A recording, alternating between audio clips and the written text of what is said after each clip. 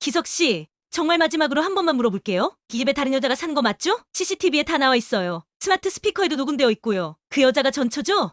돌아가신 게 아니라 지금도 같이 사는 거잖아요? 이 집엔 두 여자가 살 수 없어요. 제가 나가겠어요. 당신이 한 일은 단순한 실수가 아니라 계획적인 범죄예요. 5월의 서울 송파구는 실록으로 가득했습니다. 아파트 14층 베란다에서 내려다보는 풍경은 언제나 같았지만 오늘만큼은 왠지 다르게 느껴졌어요. 정혜숙은 커피잔을 들고 창밖을 바라보며 작은 한숨을 내쉬었습니다. 또 하루가 지나가는구나. 57살의 혜숙에게 하루하루는 예측 가능한 루틴의 연속이었습니다. 아침 6시 반에 일어나 간단한 체조를 하고 아침 식사를 준비해서 혼자 먹고 오전에는 동네 마트에서 장을 보고 오후에는 동네 도서관에 가서 책을 읽거나 친구들과 수다를 떨었어요. 저녁에는 텔레비전을 보다가 10시면 잠자리에 드는 것이 그녀의 일상이었습니다. 이혼한 지 벌써 10년이 흘렀어요. 처음에는 모든 것이 낯설고 두려웠지만 이제는 혼자만의 시간이 편안하기도 했습니다. 딸 소영이는 결혼해서 부산에 살고 있었고 한 달에 한 번씩 안부 전화를 할 뿐이었어요. 그마저도 요즘은 육아로 바빠서 통화 시간이 점점 짧아지고 있었습니다. 엄마 몸 조심하시고 외롭지 않게 뭔가 취미 생활이라도 해보세요. 소영이가 마지막 통화에서 한 말이었어요. 취미 생활이라. 혜숙은 쓸쓸한 웃음을 지었습니다. 뭘 해봐야 할까 싶어서 요가도 배워보고 서예도 배워보고 독서 모임에도 나가봤지만 뭔가 공허함이 채워지지 않았어요. 그날 오후 도서관에서 만난 친구 미경이가 제안했습니다. 혜숙아, 우리 다음 주에 속초로 여행 가자. 온천도 있고 바다도 보고 좀 기분 전환을 해보자. 갑자기 여행이라니 그게 무슨. 아니야, 나도 요즘 우울해서 그래. 남편이랑 시어머니 눈치 보는 것도 지겹고. 우리 둘이 1박 2일로 다녀오자. 어때? 혜숙은 잠시 망설였습니다. 혼자 지내는데 익숙해졌다고는 하지만 여행이라는 건 오랜만에 들어보는 단어였어요. 마지막으로 여행을 간 게 언제였을까요? 결혼 생활 말기에 남편과 제주도에 다녀온 게 전부였고 그마저도 좋은 기억은 아니었습니다. 그래, 한번 가보자. 집에만 있어봤자 답답하기만 하고. 일주일 후 혜숙은 미경과 함께 속초행 버스에 몸을 맡겼습니다. 차창 밖으로 스쳐가는 풍경들을 보며 마음이 조금씩 가벼워졌어요. 언제부터 이렇게 멀리 나와본 적이 없었을까 싶었습니다. 속초에 도착해서 숙소에 짐을 풀고 미경과 함께 온천으로 향했습니다.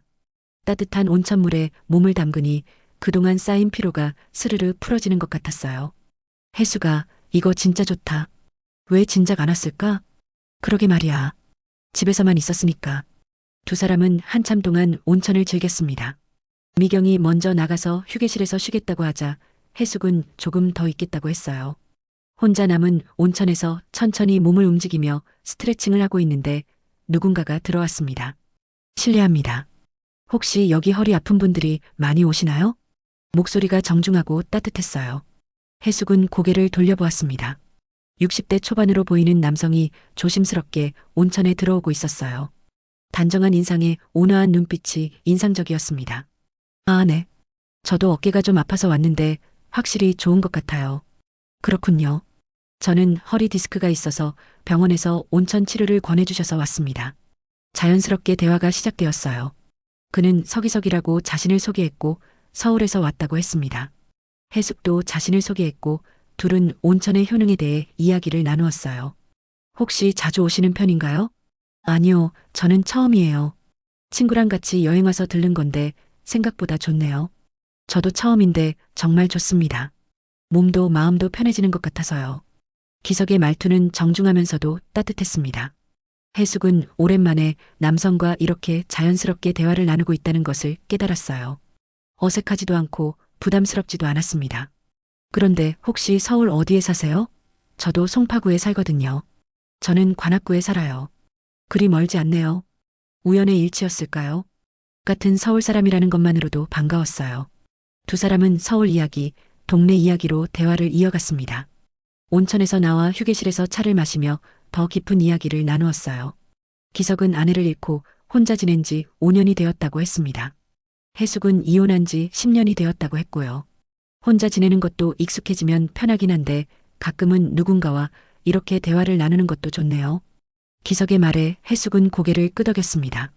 정말 그랬어요. 오랜만에 마음이 편안해지는 대화였습니다. 혹시 서울에 돌아가시면 가끔 연락을 주고받아도 될까요? 같은 동네 사람끼리 말이에요. 기석의 제안에 해숙은 잠시 망설였습니다. 하지만 나쁘지 않은 것 같았어요. 연락처를 주고받았고 작별 인사를 했습니다. 서울로 돌아가는 버스 안에서 해숙은 창밖을 바라보며 생각에 잠겼습니다. 오랜만에 마음이 두근거리는 것 같았어요. 이런 감정이 언제 이후였을까요? 스마트폰 속 기석의 연락처를 보며 작은 미소를 지었습니다. 나 다시 사랑할 수 있을까? 해숙은 스스로에게 조용히 물어보았습니다. 답은 아직 몰랐지만 오랜만에 뭔가 기대되는 일이 생긴 것 같아서 기분이 좋았어요. 속초에서 돌아온 지 일주일이 지났습니다. 해숙은 평소와 다름없이 하루를 보내고 있었지만 마음 한구석에서는 기석으로부터 연락이 올까 하는 기대감이 자리 잡고 있었어요. 그런데 정말로 문자가 왔습니다. 안녕하세요, 해숙 씨. 속초에서 배웠던 서기석입니다. 잘 지내고 계신지요? 온천 효과는 어떠셨나요? 해숙은 스마트폰을 들여다보며 어떻게 답장을 해야 할지 고민했습니다. 너무 성의 없게 대답하는 것도 그렇고 그렇다고 너무 적극적으로 대답하는 것도 어색했어요. 한참을 고민한 끝에 간단하게 답장을 보냈습니다. 네, 안녕하세요. 덕분에 어깨가 많이 나아진 것 같아요. 기석 씨는 허리 상태가 어떠세요? 그렇게 시작된 문자 주고받기는 자연스럽게 전화통화로 이어졌습니다. 기석의 목소리는 문자로 느꼈던 것보다 더욱 따뜻하고 안정감이 있었어요. 두 사람은 일상적인 이야기부터 시작해서 점점 더 개인적인 이야기까지 나누게 되었습니다. 해숙 씨는 혼자 계시면서 외롭지 않으세요? 처음에는 많이 외로웠는데 이제는 혼자만의 시간도 나쁘지 않아요. 하지만 가끔은 누군가와 이렇게 대화를 나누고 싶을 때가 있더라고요. 저도 그래요. 아내가 세상을 떠나고 나서 모든 게 혼자였거든요. 친구들도 있지만 진짜 속마음을 털어놓을 수 있는 사람은 없었어요. 이런 대화들이 한 달 넘게 이어졌습니다.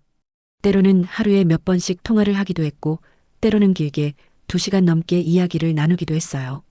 해숙은 자신도 모르게 기석과의 통화 시간을 기다리게 되었습니다. 어느 토요일 오후 기석이 제안했습니다. 해숙 씨, 시간 되시면 서울에서 만나서 차 한잔 하실래요? 목소리로만 대화하는 것도 좋지만 직접 만나서 이야기하면 더 좋을 것 같아서요. 해숙의 가슴이 두근거렸습니다. 설레기도 했지만 한편으로는 긴장도 되었어요. 결국 해숙은 만나기로 했고 강남역 근처 조용한 카페에서 만났습니다. 기석은 속초에서 봤을 때보다 더욱 단정하고 신사적인 모습이었어요. 정갈한 셔츠에 깔끔한 바지, 그리고 따뜻한 미소까지. 해숙도 평소보다 신경 써서 옷을 입고 나왔지만 기석 앞에서는 괜히 부끄러워졌습니다. 와, 정말 오랜만에 이렇게 예쁘게 차려입고 나와봤네요. 해숙 씨도 정말 아름다우세요. 속초에서 봤을 때도 그랬지만 오늘은 더욱 빛이 나시는 것 같아요. 기석의 진심 어린 칭찬에 해숙은 얼굴이 붉어졌습니다. 언제 이런 말을 들어봤나 싶었어요. 카페에서의 만남은 2시간이 넘게 이어졌습니다. 서로의 과거 이야기, 현재 생활, 그리고 앞으로의 계획까지 다양한 주제로 대화를 나누었어요. 기석은 정말 배려심이 깊고 이해심이 많은 사람이었습니다. 그 이후로 두 사람의 만남은 더욱 자주 이어졌습니다. 박물관도 가고 공원도 산책하고 맛있는 식당도 찾아다녔어요. 해숙에게는 정말 오랜만에 찾아온 행복한 시간들이었습니다. 2달 후 기석이 진지한 표정으로 말했습니다. 해숙 씨, 저와 결혼해 주실 생각은 없으신가요? 갑작스러운 프로포즈에 해숙은 깜짝 놀랐습니다. 마음으로는 이미 기석에게 끌리고 있었지만 막상 결혼 이야기가 나오니 현실적인 걱정들이 밀려왔어요. 기석 씨, 너무 갑작스러운 것 아닌가요? 우리가 알고 지낸 지 얼마나 됐다고. 저도 처음에는 조심스러웠어요. 하지만 해숙 씨와 함께 있으면 정말 편안하고 행복해요. 나이도 이제 많은데 서로 좋으면 함께 남은 인생을 보내는 게 어떨까 싶어서요. 기석의 진심 어린 말에 해숙의 마음도 흔들렸습니다. 정말로 혼자 보내는 나머지 인생보다는 사랑하는 사람과 함께하는 것이 좋을 것 같았어요. 시간을 좀 주세요. 딸한테도 이야기해봐야 하고 생각할 시간이 필요해요. 일주일 후 해숙은 기석에게 전화했습니다. 기석 씨, 저 결혼하고 싶어요. 결혼식은 조촐했습니다. 가족들과 가까운 친구들만 모인 작은 결혼식이었지만 해숙에게는 인생에서 가장 행복한 순간이었어요. 기석은 결혼식 내내 해숙을 향한 배려와 사랑으로 가득했습니다. 신혼여행은 제주도로 갔습니다. 바다를 바라보며 산책하고 맛있는 음식도 먹고 정말 달콤한 시간을 보냈어요. 해숙은 진짜로 새로운 인생이 시작된 것 같았습니다. 이제야 내 인생도 피는구나. 제주도 해변에서 석양을 바라보며 해숙은 조용히 다짐했습니다. 하지만 신혼여행에서 돌아와 현실 문제들이 하나씩 생겨나기 시작했어요. 가장 큰 문제는 어디서 살 것인가 하는 것이었습니다. 해숙은 당연히 기석이 서울 집을 정리하고 자신의 아파트로 올 것이라고 생각했는데 기석은 다른 생각을 하고 있었어요. 해숙 씨, 죄송한데 제 서울 집 정리가 생각보다 복잡해서요. 일단 강원도 쪽에 임시로 머물 곳을 구해놨으니까 거기서 잠시 지내면 어떨까요? 강원도요? 왜 갑자기 강원도예요? 제가 예전부터 알던 지인이 있어서 임시로 빌려준 곳이 있거든요. 서울집 정리되면 바로 올라갈 테니까 조금만 참아주세요. 해숙은 어리둥절했지만 남편의 말을 믿기로 했습니다. 하지만 강원도의 임시거처는 생각보다 불편했어요. 낡은 원룸에 가구도 제대로 없었고 주변에는 아는 사람도 없었습니다. 한 달이 지나고 두 달이 지나도 기석은 서울집 정리가 복잡하다는 말만 반복했어요. 해숙은 점점 불안해지기 시작했습니다. 그러던 어느 날 기석이 갑자기 말했습니다. 해숙 씨, 이제 정리가 다 됐어요. 우리 서울집으로 들어가죠. 그게 우리 둘 다 편할 거예요. 해숙은 반가우면서도 어딘가 이상한 기분이 들었습니다. 왜 그렇게 서울집을 정리하는데 시간이 오래 걸렸을까요? 그리고 왜 그는 그토록 자신의 서울집으로 가자고 고집하는 걸까요? 뭔가 석연치 않았지만 해숙은 일단 기석의 말을 따르기로 했습니다. 서울로 돌아간다는 생각에 마음이 가벼워지기도 했어요. 서울 관악구 봉천동의 오래된 주택가. 기석이 살고 있다는 집 앞에 도착했을 때 해숙은 생각보다 낡은 집의 모습에 당황했습니다.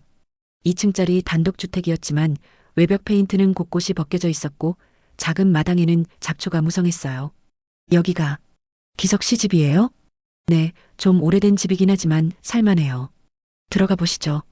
기석은 대수롭지 않다는 듯 현관문을 열었습니다.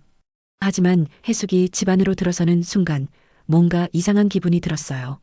집 안에는 오래된 가구들이 그대로 있었는데 그것들이 남자 혼자 사는 집치고는 너무 여성스러운 느낌이었습니다. 거실 한쪽에는 분홍색 방석이 놓여 있었고 주방에는 꽃무늬 앞치마가 걸려 있었어요. 그리고 무엇보다 집 안에는 은은한 향수 냄새가 배어 있었습니다. 남성용 향수가 아닌 여성이 즐겨 사용할 법한 달콤한 향기였어요. 기석 씨, 이 집에 향수 냄새가 나는데요? 아, 그거요? 제가 가끔 방향제를 사용해서 그래요. 혼자 살다 보니까 집 안 냄새가 좀 그래서요. 기석의 대답은 자연스러웠지만 해숙은 여전히 석연치 않았습니다. 방향제 냄새와는 분명히 달랐거든요. 짐을 정리하며 집 구석구석을 살펴보는 동안 해숙은 계속해서 이상한 점들을 발견했습니다. 침실 옷장 안에는 남성 옷들만 걸려 있었지만 서랍 한쪽에는 여성용 액세서리가 몇 개 섞여 있었어요.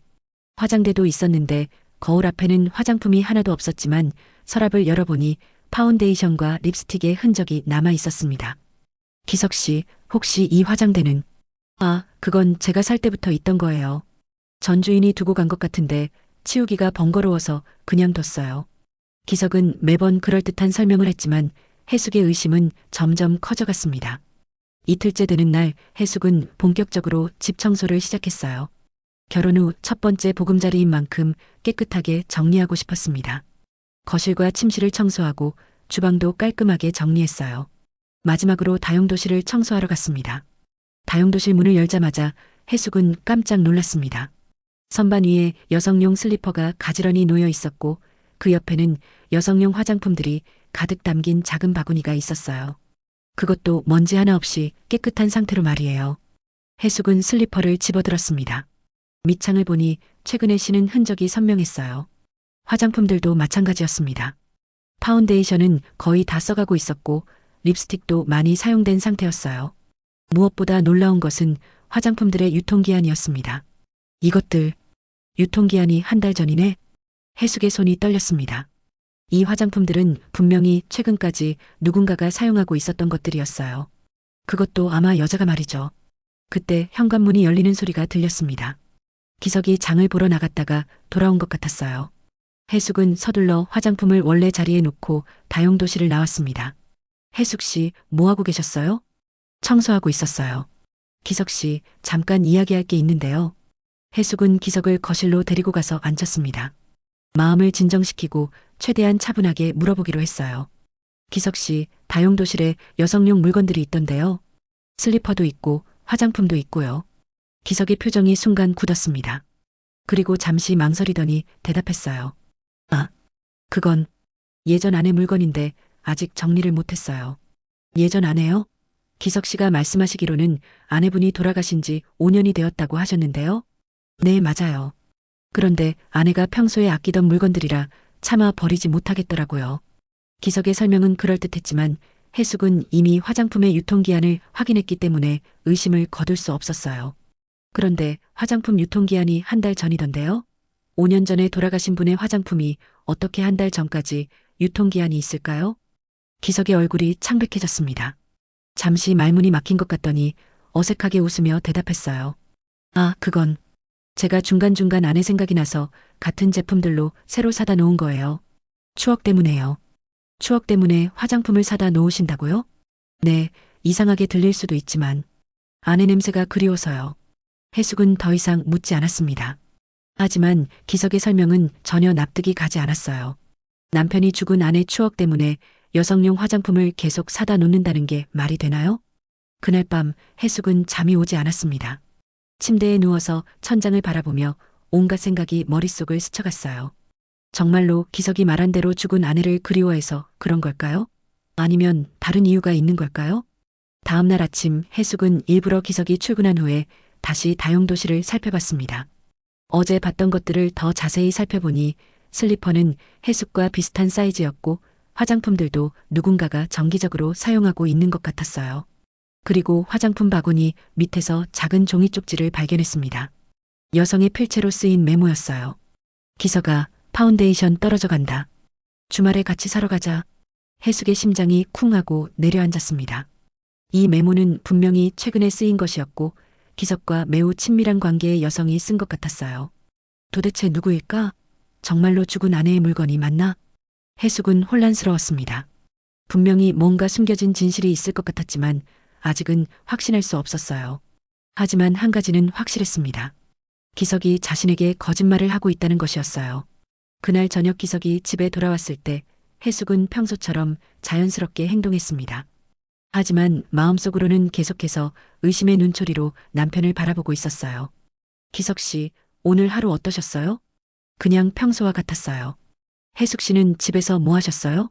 청소하고 요리하고 그냥 평범하게 지냈어요.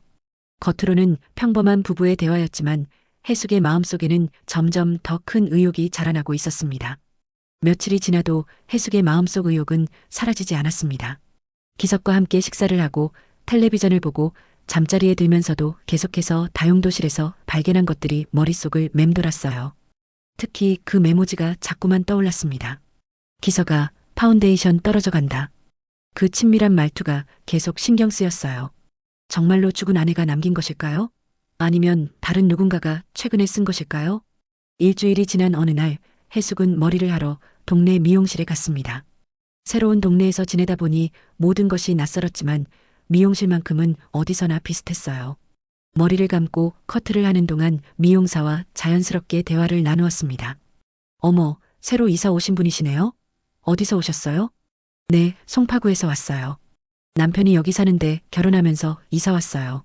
아, 그러시구나. 신혼이시네요. 축하드려요. 그런데 남편분은 원래 여기 사시던 분이에요? 네, 봉천동 쪽에 집이 있다고 하더라고요. 미용사는 갑자기 관심 있다는 듯이 눈을 반짝였어요. 혹시 성함이 어떻게 되세요? 이 동네가 좁아서 서로 다 알거든요. 기석? 서기석이라고 해요. 미용사의 손이 잠시 멈췄습니다. 그리고 조심스럽게 물어봤어요. 혹시 봉천동 3층짜리 집에 사시는 분이요? 아니요, 2층짜리 단독주택이에요. 아, 그럼 맞네요. 기석 씨 말이죠. 미용사는 뭔가 말하고 싶어 하는 표정이었지만 망설이고 있었어요. 해숙은 조심스럽게 물어봤습니다. 혹시 저희 남편을 아세요? 네, 이 동네 살면서 가끔 봤거든요. 그런데 미용사는 주변을 살피더니 목소리를 낮춰서 말했어요. 기석 씨가 결혼하셨다고 하셨죠? 그런데 이상한데요. 뭐가 이상해요?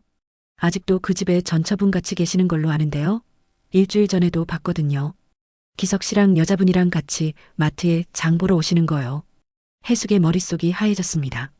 전처라고 했나요? 기석은 분명히 아내가 돌아가셨다고 했는데요. 전처요? 혹시 잘못 보신 거 아닌가요? 아니에요, 분명해요. 저도 여러 번 봤거든요. 50대 후반쯤 되는 여자분인데 기석 씨랑 정말 친해 보이시더라고요. 팔짱도 끼고 다니고요. 해숙은 더 이상 듣고 싶지 않았지만 진실을 알아야 했어요. 혹시 그 여자분 언제부터 봤어요? 한 2년? 3년? 정도 된 것 같아요. 처음에는 기석 씨 누나인 줄 알았는데 나중에 보니까 부부 같더라고요. 미용사의 말에 해숙은 숨이 막힐 것 같았어요. 그렇다면 기석이 아내가 돌아가셨다고 한 것은 완전한 거짓말이었던 건가요? 혹시 그 여자분이 어떻게 생겼는지 기억하세요? 키는 보통이고 파마머리에 화장을 진하게 하시더라고요. 목소리도 좀 크고요. 아, 그리고 향수를 진하게 뿌리시는지 지나가면 냄새가 많이 나더라고요. 해숙은 집에서 맡았던 그 달콤한 향수 냄새를 떠올렸습니다. 그 냄새가 바로 그 여자의 것이었던 거네요. 머리를 마치고 집으로 돌아가는 길이 무겁기만 했어요. 머릿속이 복잡해서 정리가 안 되었습니다. 기석이 거짓말을 했다는 것은 이제 확실해졌어요. 그런데 왜 거짓말을 했을까요? 그리고 그 여자는 대체 누구일까요? 집에 도착했을 때 기석은 아직 돌아오지 않았어요. 해숙은 다시 한번 집안을 자세히 살펴보기로 했습니다. 이번에는 더욱 세심하게 살펴봤어요. 침실 옷장을 다시 열어보니 남성 옷들 사이사이에 여성용 옷이 몇 벌 끼어 있었어요. 어제까지는 못 봤던 것들이었습니다. 그리고 침대 밑을 들여다보니 여성용 구두 한 켤레가 있었어요. 화장실을 살펴보니 더욱 확실한 증거들이 있었습니다. 세면대 옆에는 여성용 스킨케어 제품들이 있었고 샤워부스 안에는 여성용 샴푸와 바디워시가 있었어요. 모두 최근에 사용한 흔적이 선명했습니다. 이게 대체 무슨 일이지? 해숙은 주저앉고 싶었어요. 자신이 결혼한 남자가 다른 여자와 함께 살고 있다는 것이 점점 명확해지고 있었습니다. 그때 현관문이 열리는 소리가 들렸어요. 기석이 돌아온 것 같았습니다. 해숙은 마음을 진정시키고 거실로 나갔어요. 기석 씨, 오늘 하루 어떠셨어요? 그냥 평범했어요. 해숙 씨는 어디 다녀오셨나요? 머리가 예뻐졌네요. 미용실 다녀왔어요. 해숙은 잠시 망설이다가 결심을 내렸어요. 더 이상 모른 척할 수 없었습니다. 기석 씨, 미용실에서 이상한 이야기를 들었어요. 무슨 이야기요? 기석 씨가 다른 여자분과 함께 사는 것을 봤다는 이야기요. 기석의 표정이 순간 굳었습니다. 그리고 어색한 웃음을 지으며 대답했어요. 무슨 말씀인지 모르겠는데요. 누가 그런 이상한 소리를 했나요? 미용실 사장님이 직접 보셨다고 하더라고요. 기석 씨랑 50대 여자분이 팔짱 끼고 장 보러 다니는 것을요. 아, 그건 제 누나예요. 가끔 누나가 와서 도와주거든요. 기석은 태연하게 거짓말을 이어갔어요. 하지만 해숙은 이미 미용실에서 들은 이야기와 집안에서 발견한 증거들 때문에 확신하고 있었습니다. 누나요? 그럼 누나분이 여기서 함께 사시나요? 집안에 여자 물건들이 너무 많던데요. 기석의 얼굴이 점점 창백해졌어요. 더 이상 변명할 수 없다는 것을 깨달은 것 같았습니다. 해숙 씨, 그건... 기석 씨, 제발 정직하게 말해주세요. 그 여자가 누구예요? 정말로 누나예요? 아니면 다른 사람이에요? 해숙의 목소리가 떨렸어요. 기석은 한참 동안 말없이 서 있더니 갑자기 격앙된 목소리를 냈습니다. 해숙 씨, 제발 그냥 덮고 가면 안 될까요? 시간이 지나면 해결될 문제라고요. 덮고 간다고요? 무슨 문제를 덮고 가자는 거예요? 그냥 복잡한 사정이 있어요. 조금만 참아주세요. 기석의 태도가 완전히 달라졌어요. 처음 만났을 때의 그 따뜻하고 배려심 깊던 모습은 온데간데 없고 뭔가를 숨기려고 하는 사람의 모습이었습니다. 해숙은 더 이상 참을 수 없었어요. 기석 씨, 거짓말하지 마세요. 그 여자가 누구예요? 제가 알 권리가 있지 않나요? 하지만 기석은 끝까지 입을 다물었습니다. 그리고 자리를 피해 밖으로 나가버렸어요. 혼자 남은 해숙은 소파에 주저앉아 눈물을 흘렸습니다. 자신이 믿었던 남편이 거짓말쟁이였다는 것이 너무 충격적이었어요. 기석이 집을 나간 후 해숙은 홀로 남아 깊은 생각에 잠겼습니다. 남편의 태도가 이상하다는 것은 이제 확실했지만 여전히 정확한 진실은 알 수 없었어요. 그런데 문득 집안에 설치된 작은 전자기기들이 눈에 들어왔습니다. 거실 한쪽에는 오래된 스마트 스피커가 있었고 현관 위쪽에는 작은 CCTV 카메라 같은 것이 설치되어 있었어요. 해숙은 처음에는 보안을 위한 일반적인 설비라고 생각했는데 지금 보니 뭔가 다른 용도가 있을지도 모른다는 생각이 들었습니다. 혹시 이것들에 뭔가 기록이 남아있을까? 해숙은 스마트폰으로 검색해보며 스마트 스피커 사용법을 익혔어요. 생각보다 간단했습니다. 음성 기록을 확인할 수 있는 기능이 있었거든요. 기록보기라고 말하자 스피커에서 작은 불빛이 깜빡였어요. 그리고 스마트폰 앱을 통해 지난 일주일간의 음성 기록들을 볼 수 있었습니다. 처음에는 기석의 목소리만 들렸어요. 날씨 알려줘, 뉴스 들려줘 같은 평범한 내용들이었습니다. 하지만 사흘 전 기록을 들어보니 충격적인 내용이 나왔어요. 기석 씨, 오늘 그 여자 또 왔어요? 여성의 목소리였습니다. 그 달콤한 향수 냄새의 주인인 것 같았어요. 조용히 해. 그녀는 아무것도 몰라. 기석의 목소리였습니다. 하지만 해숙이 아는 그 따뜻한 목소리가 아니라 차갑고 계산적인 어조였어요. 언제까지 이런 식으로 할 거예요? 그 여자가 눈치채면 어떻게 할 건데요? 걱정 마. 조금만 더 참아. 내가 다 처리할 테니까. 해숙의 손이 떨렸습니다. 그 여자라는 것은 분명히 자신을 가리키는 말이었어요. 그리고 기석과 그 여성은 뭔가를 자신으로부터 숨기고 있었습니다. 더 이전 기록들을 확인해 보니 더욱 충격적인 내용들이 있었어요. 여보, 내일 장 보러 같이 갈까? 그래, 근데 조심해야 해. 요즘 새로운 여자가 의심하고 있는 것 같아. 여보라고 불렀다는 것은 그 여성이 기석의 아내라는 뜻이었어요. 그것도 현재 진행형으로 말이죠. 해숙은 더 이상 들을 수 없어서 녹음을 중단했습니다. 모든 것이 명백해졌어요. 기석은 자신과 결혼한 상태에서도 다른 여자와 함께 살고 있었던 것입니다. 그럼 나는 뭐지? 정실 부인? 아니면 정부? 해숙은 자조적인 웃음을 지었어요. 자신이 얼마나 바보였는지 깨달았습니다. CCTV 기록도 확인해 보기로 했어요. 다행히 기석이 비밀번호를 복잡하게 설정하지 않아서 쉽게 접근할 수 있었습니다. 지난 한 달간의 기록을 확인해 보니 놀라운 장면들이 나왔어요. 자신이 강원도에 있을 때 이 집에는 기석과 그 여성이 함께 살고 있었습니다.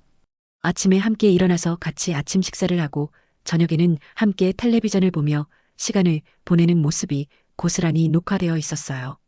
가장 충격적인 것은 자신이 이 집에 온 후의 기록들이었습니다. 자신이 잠든 사이에 그 여성이 몰래 집에 들어와서 자신의 물건들을 구경하는 모습이 찍혀 있었어요. 그리고 기석과 작은 목소리로 대화를 나누는 장면도 있었습니다. 저 여자 물건들 좀 봐. 정말 촌스럽네. 그냥 참아. 조금만 더 있으면 될 거야. 언제까지 이런 식으로 살아야 해? 내가 언제까지 숨어 다녀야 하는 거야? 조금만 더. 계획이 있다고 했잖아. 해숙은 더 이상 볼 수 없었어요. 자신이 완전히 속았다는 것이 확실해졌습니다. 그때 현관문이 열리는 소리가 들렸어요. 기석이 돌아온 것 같았습니다. 해숙은 서둘러 CCTV 화면을 끄고 평소처럼 행동하려고 했지만 마음이 너무 동요되어 제대로 연기할 수 없었어요. 해숙 씨, 아직 안 주무셨어요? 기석의 목소리는 여전히 다정했지만 이제 해숙에게는 가식적으로만 들렸어요. 잠이 안 와서요. 기석 씨는 어디 다녀오셨어요? 그냥 동네 한 바퀴 돌고 왔어요. 답답해서요. 기석은 자연스럽게 거짓말을 했어요. 하지만 해숙은 이미 모든 것을 알고 있었습니다. 기석 씨, 정말 마지막으로 한 번만 물어볼게요. 이 집에 다른 여자가 사는 거 맞죠? 기석의 표정이 굳었어요. 잠시 망설이더니 고개를 흔들었습니다. 무슨 말씀인지 모르겠어요. CCTV에 다 나와 있어요. 스마트 스피커에도 녹음되어 있고요. 기석의 얼굴이 창백해졌어요. 더 이상 숨길 수 없다는 것을 깨달은 것 같았습니다. 해숙 씨, 그 여자가 전처죠? 돌아가신 게 아니라 이혼한 것도 아니고 지금도 같이 사는 거죠? 기석은 한참 동안 말없이 서 있었어요. 그리고 마침내 고개를 끄덕였습니다. 네, 맞아요. 해숙은 무너져 내리는 것 같았어요. 예상했던 일이지만 막상 확인되니 충격이 너무 컸습니다. 왜 그런 거짓말을 하셨어요? 저를 왜 속이신 거예요? 복잡한 사정이 있었어요. 설명하기 어려운. 복잡한 사정이라니요? 이미 아내가 있으면서 왜 저와 결혼하신 거예요? 기석은 대답하지 못했어요. 해숙은 더 이상 참을 수 없었습니다. 그럼 저는 뭐예요? 바람둥이의 정부예요? 아니면 사기꾼의 피해자예요? 해숙 씨, 제발 이해해 주세요. 이해하라고요? 뭘 이해하라는 거예요? 해숙은 소리를 질렀어요. 그리고 침실로 들어가서 짐을 싸기 시작했습니다. 뭐 하시는 거예요? 짐 싸는 거 안 보여요? 이 집엔 두 여자가 살 수 없어요. 제가 나가겠어요. 해숙 씨, 그러지 마세요. 이야기해봐요. 더 이상 이야기할 것 없어요. 저는 사기꾼과는 같이 살 수 없어요. 해숙은 서둘러 짐을 쌌어요. 기석은 말리려고 했지만 해숙의 마음은 이미 결정되어 있었습니다. 해숙 씨, 제발. 기석 씨도 아시잖아요. 이 상황이 얼마나 잘못된 건지. 두 여자를 동시에 속이면서 살 수는 없는 거예요. 해숙은 짐을 들고 집을 나섰어요. 기석이 뒤따라왔지만 해숙은 돌아보지 않았습니다. 밤거리는 춥고 어두웠지만 그 집에 있는 것보다는 나았어요. 해숙은 택시를 잡아 타며 눈물을 흘렸습니다. 어디로 가세요? 서울역이요. 해숙은 어디로 가야 할지 몰랐어요. 하지만 한 가지는 확실했습니다. 다시는 기석과 그 집으로 돌아가지 않겠다는 것이었어요. 서울역 근처 24시간 찜질방. 해숙은 작은 가방 하나만 들고 이곳에 도착했습니다. 밤 11시가 넘은 시간이었지만 찜질방은 여전히 사람들로 붐볐어요. 혼자 온 중년 여성들, 늦은 시간까지 일하다가 집에 가기 애매한 직장인들, 그리고 해숙처럼 갈 곳 없는 사람들이 뒤섞여 있었습니다. 입장료를 내고 안으로 들어서니 뜨거운 공기가 얼굴을 감쌌어요. 해숙은 사물함에 짐을 넣고 찜질복으로 갈아입었습니다. 거울에 비친 자신의 모습이 초라해 보였어요. 몇 시간 전만 해도 새로운 결혼 생활에 희망을 품고 있던 자신이 이제는 갈 곳 없는 신세가 되어 있었습니다. 찜질방 휴게실에 자리를 잡고 앉으니 그제야 현실이 실감났어요. 자신이 완전히 속았다는 것, 기석이 처음부터 끝까지 거짓말을 했다는 것, 그리고 지금 자신이 집도 없는 상황이라는 것이요. 내가 정말 바보였구나. 해숙은 작은 소리로 중얼거렸어요. 송파구의 자신의 아파트는 이미 전세 계약을 정리했고 짐들도 대부분 기석의 집으로 옮겨놓았거든요. 이제 당장 갈 곳이 없었습니다. 스마트폰을 꺼내 딸 소영이에게 전화할까 생각해봤지만 부산에 있는 딸에게 이런 창피한 일을 어떻게 말할 수 있을까요? 게다가 소영이는 이제 갓 결혼한 해숙을 축하해주며 행복해했는데 이런 일이 벌어졌다고 말하기가 너무 부끄러웠어요. 가방에서 작은 일기장을 꺼냈습니다. 결혼 후 새로운 마음으로 일기를 쓰기 시작했는데 이제는 전혀 다른 내용을 써야 할 것 같았어요. 오늘 모든 진실을 알게 되었다.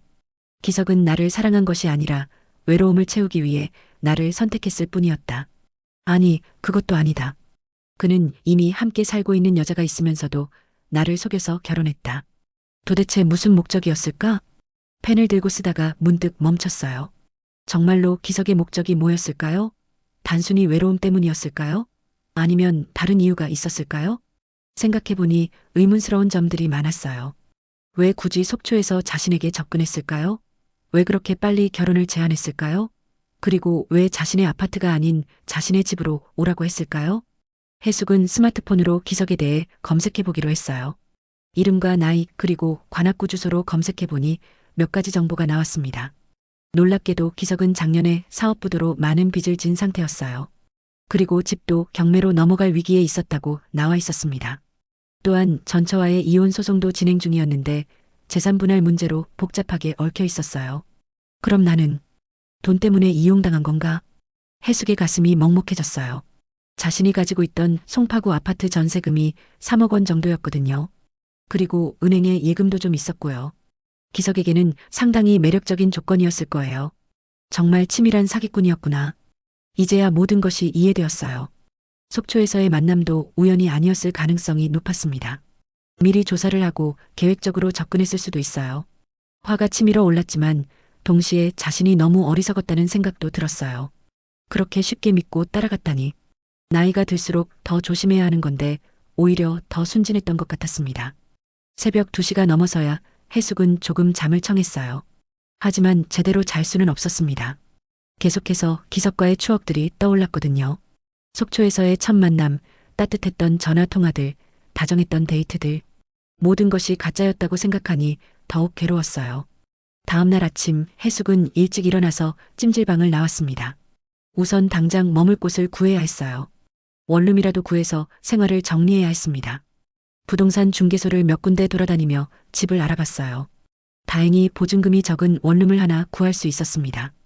강남구의 작은 원룸이었지만 혼자 지내기에는 충분했어요. 계약을 마치고 나서 해숙은 변호사 사무소를 찾아갔습니다. 이런 일을 그냥 넘어갈 수는 없었어요. 기석이 한 일은 명백한 사기였고 법적으로 문제를 삼을 수 있을 것 같았습니다. 혼인 무효 소송을 준비하겠습니다. 변호사의 말에 해숙은 고개를 끄덕였어요. 기석과의 결혼을 완전히 무효화시키고 자신이 당한 피해에 대해서도 보상을 받고 싶었습니다. 변호사 사무소를 나오면서 해숙은 기석의 전처에게 문자 메시지를 보내기로 했어요. 미용실에서 들은 이야기로는 그 여자도 기석과 함께 이런 일을 꾸민 것일 수도 있지만 혹시 그 여자도 피해자일 가능성도 있었거든요. 하지만 어떻게 연락처를 알아낼까 고민하다가 기석의 집 전화번호로 시도해보기로 했어요. 다행히 그 여자가 받았습니다. 여보세요? 안녕하세요. 기석 씨와 결혼한 정혜숙이라고 합니다. 전화 너머로 잠시 정적이 흘렀어요. 그리고 나서 차가운 목소리가 들렸습니다. 뭐 하자는 거예요? 이야기할 게 있어서요. 만날 수 있을까요? 만날 것도 없어요. 기석이는 제 남편이에요. 당신이 뭔지는 모르지만 제발 우리 가정에 끼어들지 마세요. 가정이라고요? 그럼 저와의 결혼은 뭐예요? 그건 기석이가 잠시 정신 나간 거죠. 곧 정리될 거예요. 해숙은 더 이상 참을 수 없었어요. 당신도 피해자일 줄 알았는데 둘이 짠 거였군요. 알겠어요. 그럼 법정에서 만나죠. 전화를 끊고 나서 해숙은 문자 메시지를 보냈어요. 당신도 피해자일 줄 알았어요.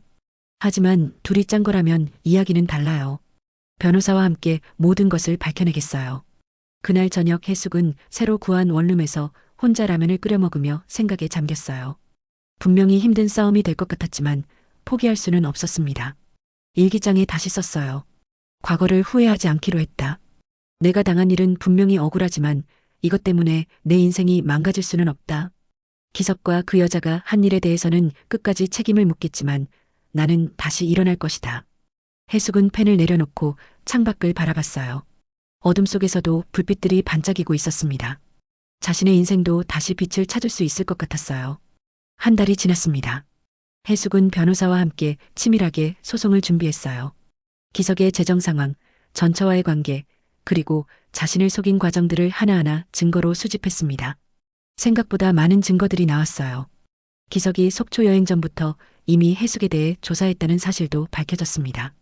해숙의 경제적 상황, 혼자 사는 환경, 그리고 외로움까지 미리 파악하고 계획적으로 접근했던 거예요.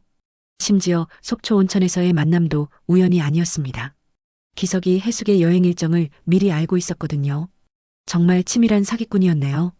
변호사도 혀를 찼어요.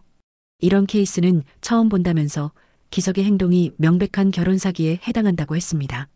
법정 날짜가 잡혔어요. 서울 가정법원에서 오전 10시에 첫 번째 변론이 있을 예정이었습니다. 해숙은 그날 아침 일찍 일어나서 정장을 입고 법원으로 향했어요. 법정에 들어서니 기석과 그의 변호사, 그리고 전처가 앉아 있었습니다. 기석은 해숙을 보자 고개를 돌렸어요. 죄책감 때문인지 아니면 그냥 귀찮아서인지 알 수 없었지만 예전의 그 따뜻한 모습은 전혀 찾아볼 수 없었습니다. 전처는 50대 후반의 여성이었는데 미용실에서 들었던 대로 화장을 진하게 하고 있었어요. 해숙을 보더니 비웃는 듯한 표정을 지었습니다. 판사가 들어오고 재판이 시작되었어요. 원고 측에서 주장하는 바를 말씀해 주세요. 해숙의 변호사가 일어서서 말했습니다. 피고 서기석은 이미 박순자 씨와 사실혼 관계를 유지하고 있으면서도 원고에게는 호랍이라고 거짓말을 하며 접근했습니다. 그리고 원고의 재산을 노리고 계획적으로 결혼 사기를 저질렀습니다. 기석의 변호사가 반박했어요. 그것은 억측에 불과합니다. 피고는 단순히 외로움 때문에 잘못된 선택을 했을 뿐이고 사기의 의도는 없었습니다. 하지만 해숙 측에서는 이미 충분한 증거를 준비해 놓았어요. 스마트 스피커의 음성 기록, CCTV 영상, 그리고 기석이 해숙에 대해 미리 조사했다는 증거들까지 모두 제출했습니다. 판사가 증거들을 검토한 후 기석에게 물었어요. 피고는 원고와 결혼할 당시 박순자 씨와 동거하고 있었습니까? 기석은 한참 동안 말을 하지 못했어요. 변호사가 옆에서 뭔가 귓속말을 했지만 기석은 고개를 젓더니 입을 열었습니다. 네, 맞습니다. 법정이 조용해졌어요. 기석이 직접 인정한 것이었습니다. 그럼 원고에게 호랍이라고 말한 것은 거짓말이었습니까? 네, 그렇습니다. 판사가 계속 물었어요. 원고의 재산 상황에 대해 미리 조사한 적이 있습니까? 기석의 변호사가 말리려고 했지만 기석은 이미 체념한 상태인 것 같았어요. 네, 있습니다. 이번에는 전처인 박순자가 나서서 말했어요. 판사님, 저는 이 모든 일을 몰랐습니다. 기석이가 혼자 한 일이에요. 하지만 해숙의 변호사가 음성 기록을 재생했어요. 박순자가 기석과 함께 해숙을 속이는 대화를 나눈 내용이 고스란히 나왔습니다. 조용히 해. 그녀는 아무것도 몰라. 언제까지 이런 식으로 할 거예요?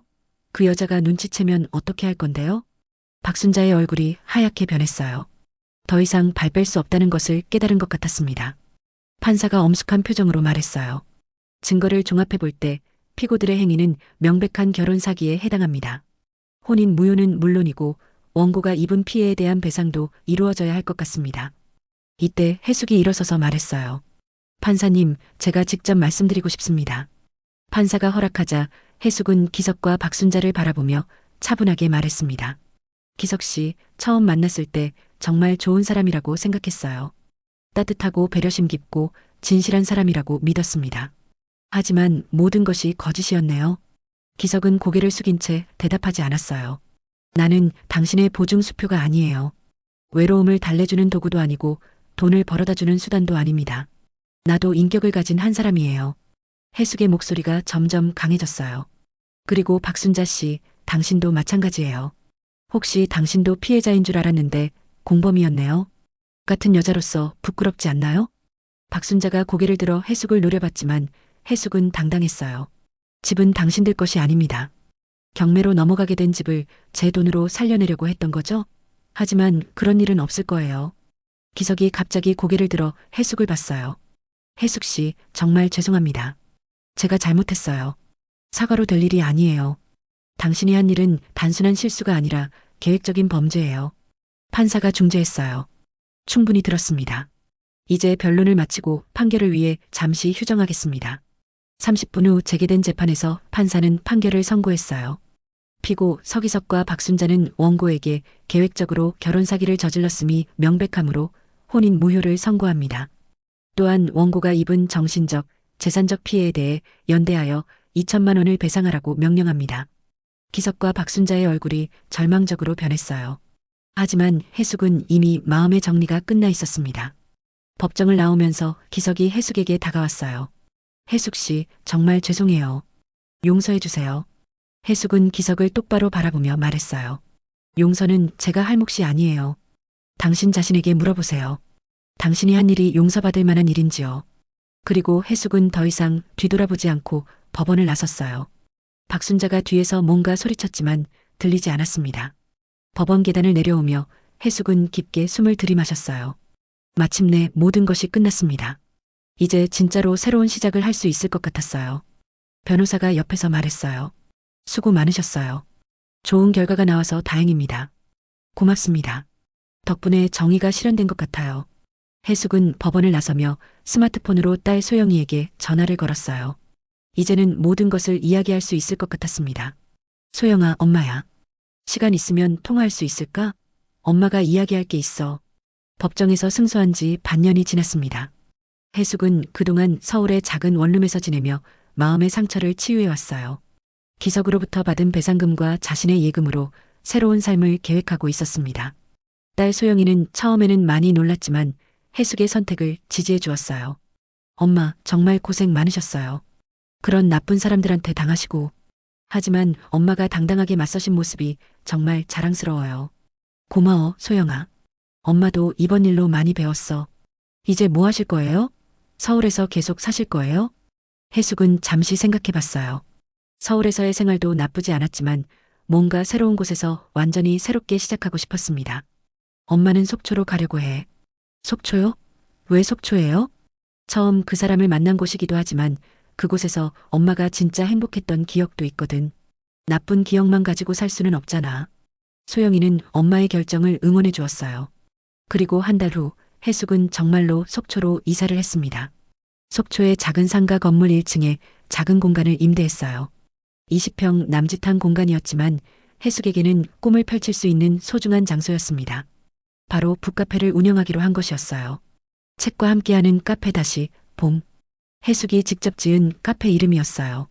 자신의 인생에 다시 찾아온 봄을 의미하는 이름이었습니다. 카페 준비는 생각보다 많은 일이 필요했어요. 인테리어도 해야 하고 책도 구입해야 하고 커피 기계도 들여놓아야 했습니다. 하지만 해숙은 하나하나 정성스럽게 준비해 나갔어요. 카페 한쪽 벽면에는 책장을 가득 설치했어요. 문학 소설부터 에세이, 자기계발서, 요리책까지 다양한 장르의 책들을 구비했습니다. 특히 중년 여성들이 좋아할 만한 책들을 많이 준비했어요. 테이블과 의자는 따뜻한 나무 색상으로 골랐고 조명도 너무 밝지 않게 은은하게 설치했습니다. 창가에는 화분들을 놓아서 자연스러운 분위기를 만들었어요. 가장 신경 쓴 부분은 커피였습니다. 해숙은 직접 바리스타 교육을 받으며 커피 내리는 법을 배웠어요. 처음에는 어려웠지만 점점 실력이 늘어갔습니다. 어머, 여기 새로 생긴 카페네.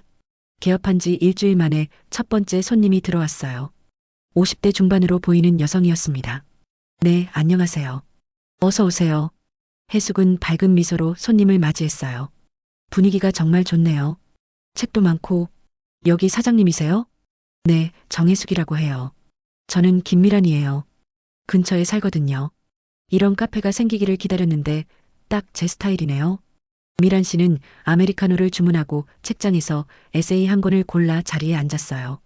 조용히 책을 읽으며 커피를 마시는 모습이 정말 평온해 보였습니다. 커피 맛도 좋고 분위기도 좋아요. 자주 올게요.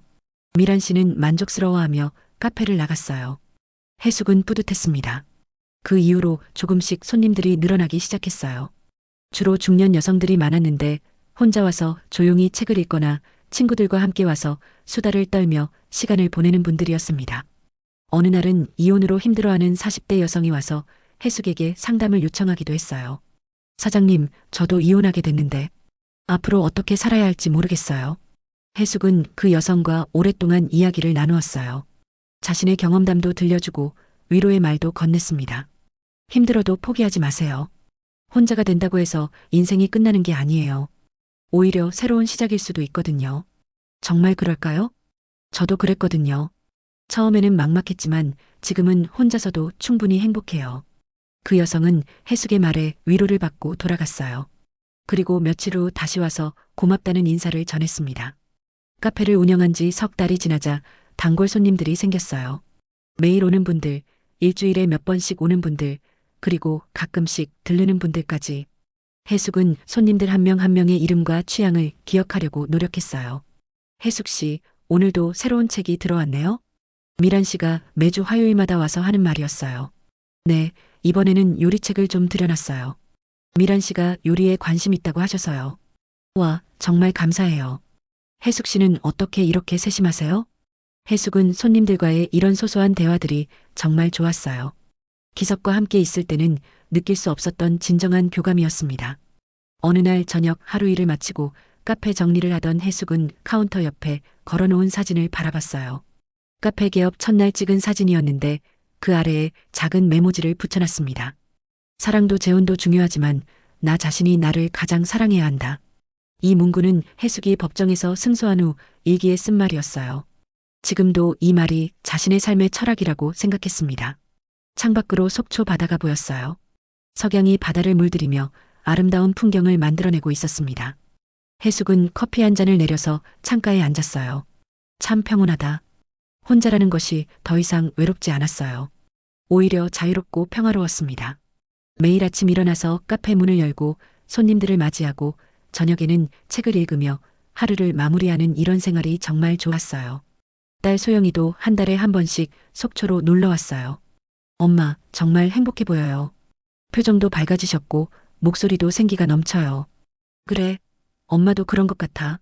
진짜 내가 원하는 삶을 살고 있는 것 같거든. 엄마가 이렇게 당당하고 독립적인 분인 줄 몰랐어요. 정말 자랑스러워요. 소영이의 말에 해숙은 뿌듯했어요. 딸에게 부끄럽지 않은 엄마가 되었다는 것만으로도 충분했습니다. 그날 밤 해숙은 오랜만에 일기를 썼어요. 오늘로 카페를 연 지 1년이 되었다. 기석과의 일이 있고 나서 많은 것이 바뀌었지만 결국은 좋은 방향으로 바뀐 것 같다. 혼자지만 외롭지 않고 힘들지만 보람차다. 무엇보다 내가 나 자신을 사랑하게 되었다는 것이 가장 큰 변화다. 펜을 내려놓고 창밖을 바라보니 별들이 반짝이고 있었어요. 해숙은 조용히 미소 지었습니다. 진정한 행복이 무엇인지 이제야 알 것 같았어요. 내일도 카페 문을 열고 손님들을 맞이할 것입니다. 그리고 하루하루 자신만의 속도로 살아갈 것입니다. 혼자지만 더 이상 외롭지 않은 진정으로 자유로운 삶을 말이에요.